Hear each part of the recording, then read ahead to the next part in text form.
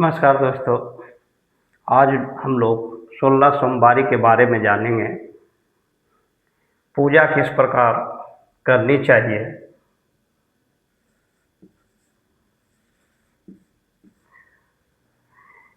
किस समय करनी चाहिए,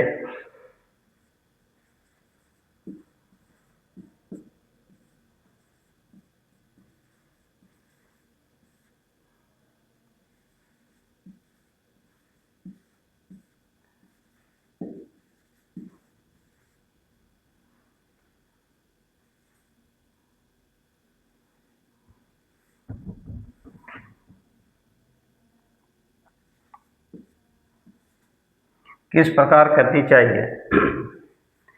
इस पूजा में सबसे पहले तो हम लोग एक छोटा सा चौकी को लेंगे, उस पर उजले वस्त्र को जो है अच्छे से बिछा करके पुष्प के द्वारा सुशोभित कर देंगे। उस पर भगवान शंकर की प्रतिमा को रख करके, अगर प्रतिमा शिव परिवार हो तो ज़्यादा अच्छा है, और उसमें क्या खाना चाहिए, किस तरह पूजा करना चाहिए।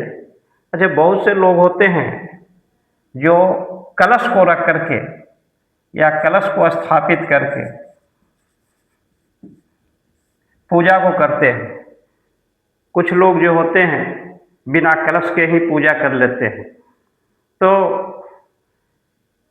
कलशा को स्थापित कर दे और एक शिवलिंग को जरूर रखें, इसलिए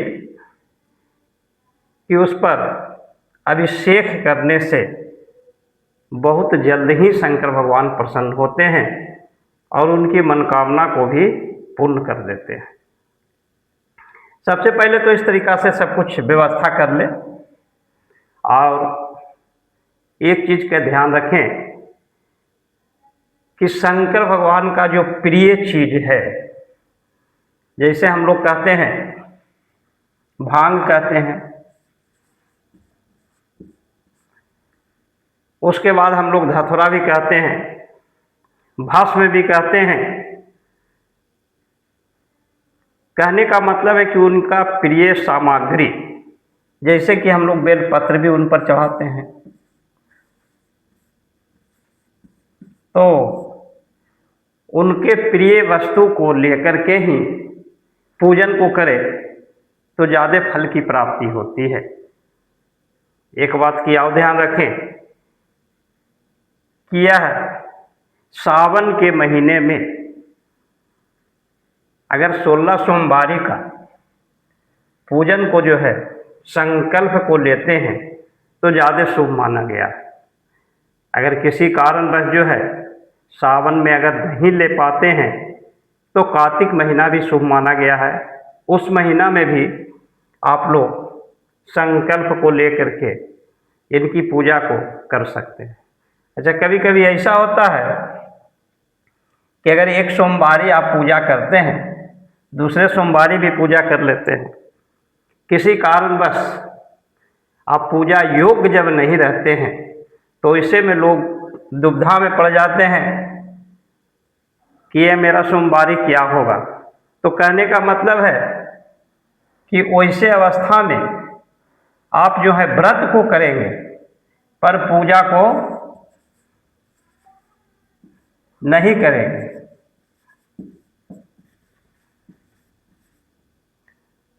पूजा को नहीं करेंगे।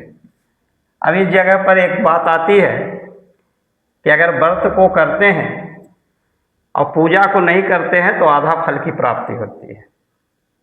अगर व्रत करते हैं और पूजा भी करते हैं तो परिपूर्ण प्राप्ति होती है।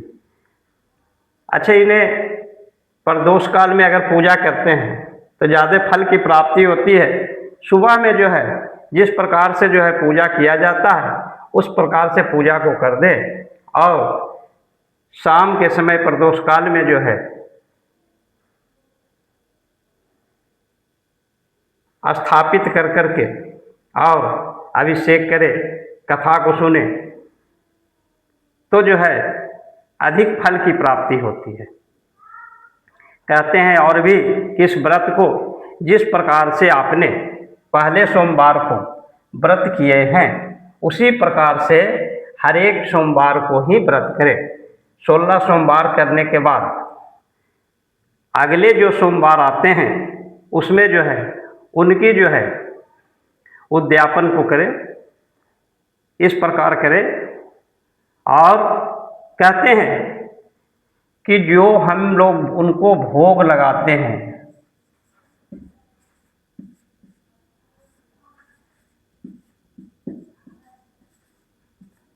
भोग लगाते हैं उसे 3 भाग में बांट दें।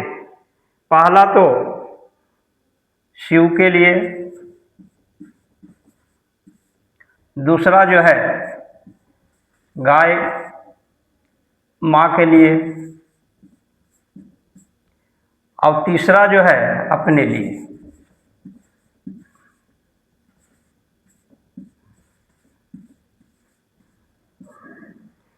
अगर मंदिर में जो है इनकी जाके पूजा को करते हैं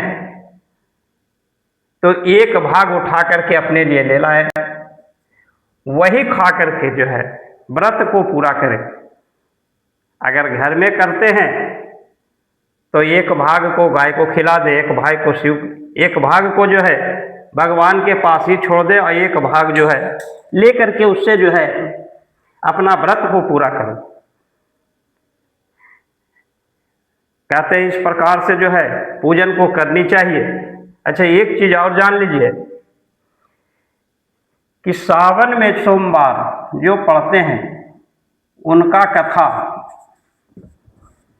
अलग होती है, 16 सोमवार की कथा अलग होती है और प्रदोष की कथा अलग होती है। तो ये चीज ध्यान में रखना है कि आप लोग जब 16 सोमवार के ही व्रत को कर रहे हैं तो वही कथा को सुने, ना कि आप जो हैं सावन वाले सोमवार की कथा को सुने।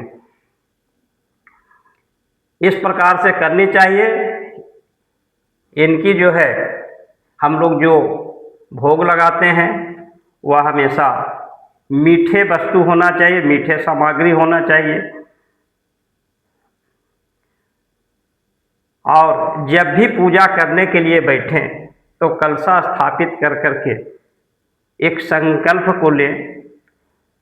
वही संकल्प जो है आपके लिए सबसे उत्तम माना जाएगा और उस प्रकार से संकल्प ले करके अगर व्रत को करते हैं तो वह जो है परिपूर्ण होते हैं। कहते हैं कि जो आपके मन में जिज्ञासा हो उसे संकल्प के समय जो है शब्द का उच्चारण को करें और उनके समक्ष ये बोले कि हे भगवान, मैं इस व्रत को जो है